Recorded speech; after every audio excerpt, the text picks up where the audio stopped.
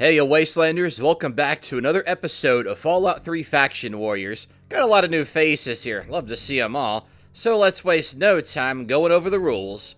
In this series, we're trying to clear the main story with as few battles as possible to reach the end with the fastest time.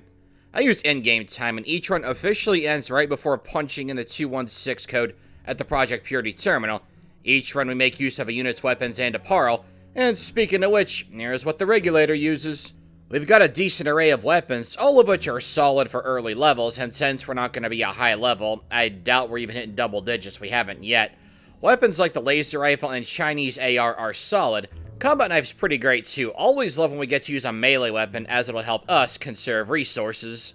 The Fallout 3 version of the Regulator Duster provides a fair bit of damage threshold for light armor. Light armor also means that our movement speed is uninhibited, a massive advantage for a unit competing in this series. And unlike in my typical runs where I add story and play and character to the best of my ability, here in Faction Warriors, whether we're in the Capital Wasteland or the Mojave Wasteland, speed and minimal battles are the name of the game, and all decisions we make are to try and get our unit the best time possible. Now, when I do these runs in New Vegas, I have a special allocation, very specific, that I use for every unit.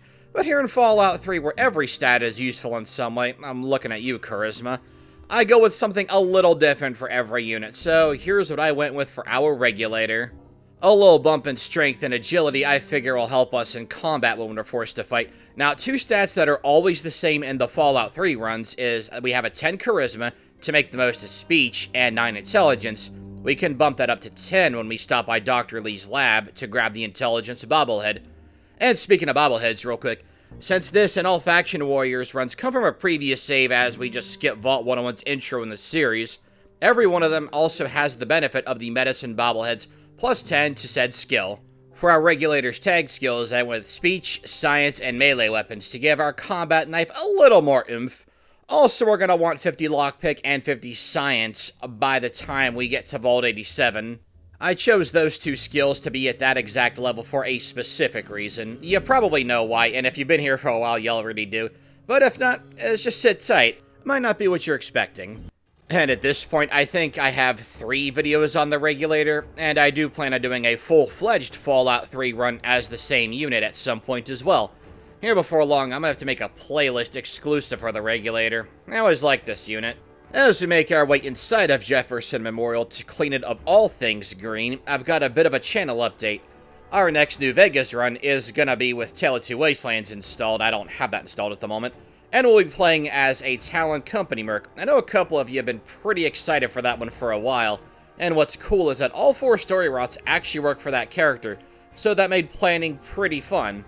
By the time this run is up, however, Tale of Two Wastelands will be installed, and I'll probably have that run done as well. If not, I'll be pretty close. Also, by the end of this month, we should have our first Elder Scrolls Oblivion up here on the channel. I don't want to spoil that one, but I think it's going to be a ton of fun. Oh, and into September, I'm going to be starting some Fallout 4 content as well. I already have 3 runs in mind, having come up with one the other day, and I'm pretty pumped to get into the Commonwealth of Boston. For those of you who are newly subbed, you might enjoy some of these following runs too. Now, a couple months back, I did have Tale of Two Wastelands installed, and I did use that mod to make some fun Fallout 3 runs, including as an NCR Trooper, Boone, Raoul, and Driver Nephi. Can't forget about good old Driver Nephi. Likewise, in Fallout New Vegas, we played as some Fallout 3 units and characters, including a Regulator, and that's also in Tale of Two Wastelands Faction Warriors, 3 Dog, Colonel Autumn, and, of course, my favorite Fallout character, Butch Deloria.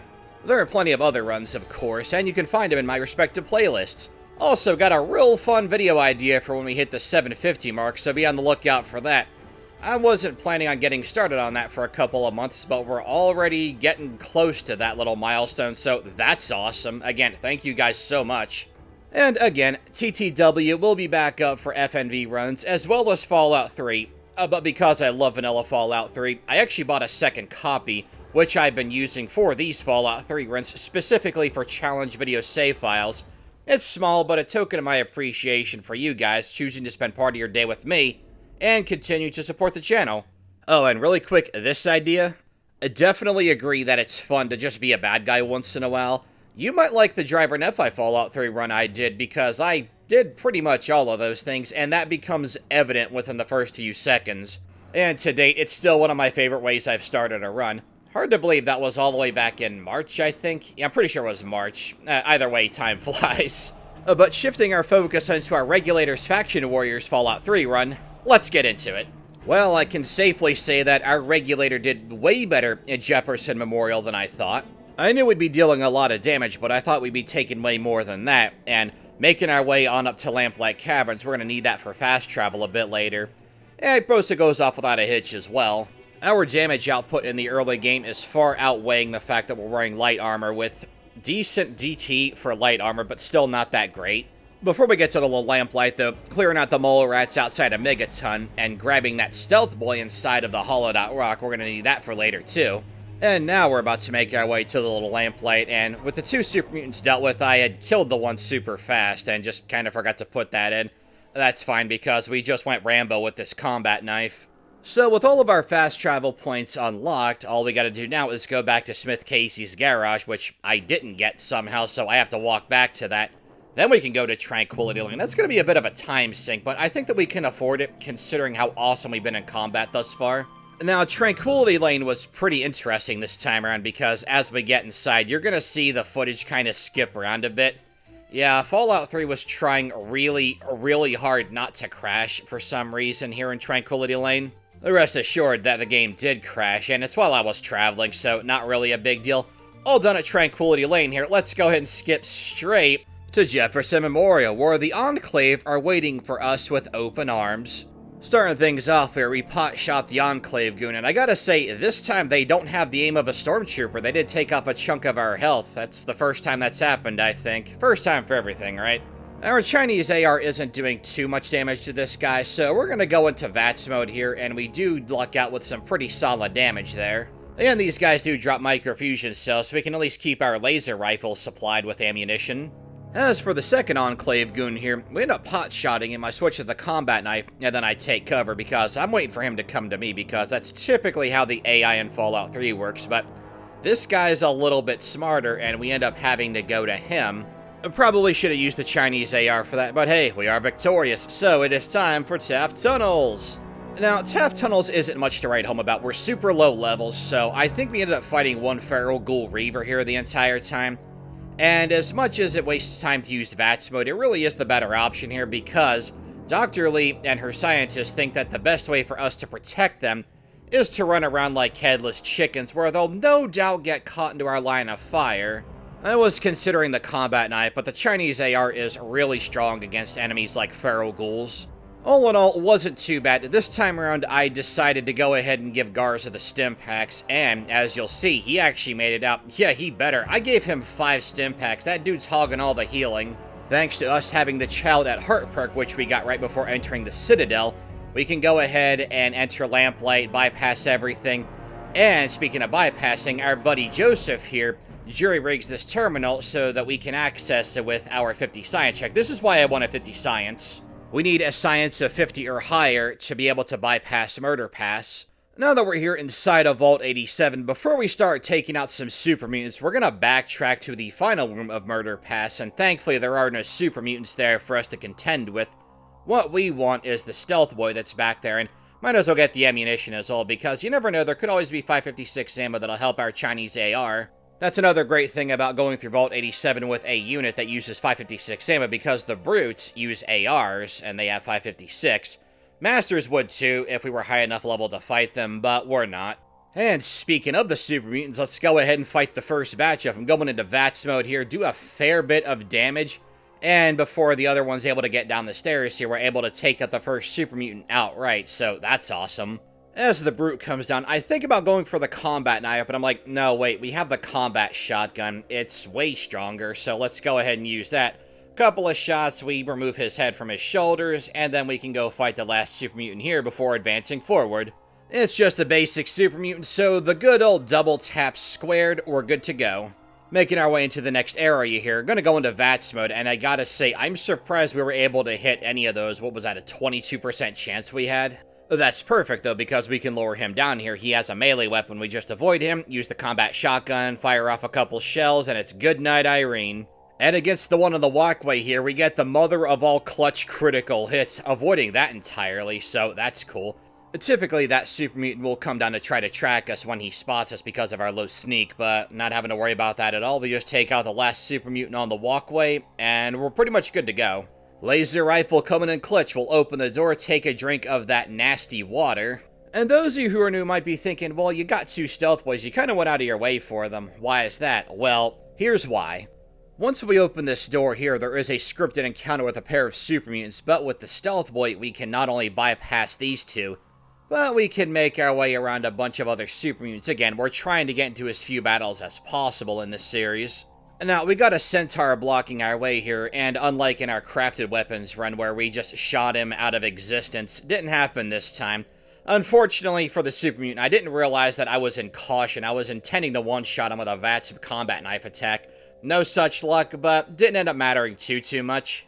So, while our stealth boy is running the last of its course, we can go ahead, free Fawkes, go to the fire alarm terminal, activate it, make sure we do not bump into the super mutant, bypass the centaurs and that Sid dude. Now, freeing Fawkes does take up a bit of time here, but we can get him to go faster by causing him to aggro super mutants.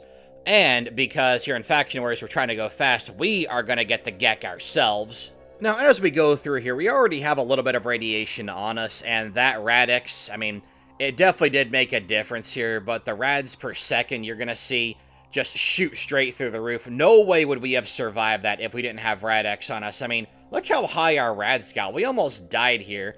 I'm waiting for that to happen in one of these runs. You know that's coming. And because I don't want this many rads, we're going to take a couple of seconds to go ahead, hit up this area here. We have a 50 lockpick to bypass the lock here and get a little bit of experience points. Get some rad away, help lower it a little bit. And next up is Raven Rock after Colonel Autumn captures us and we make our way up to President Eden. Now, we have our second stealth boy for this area here.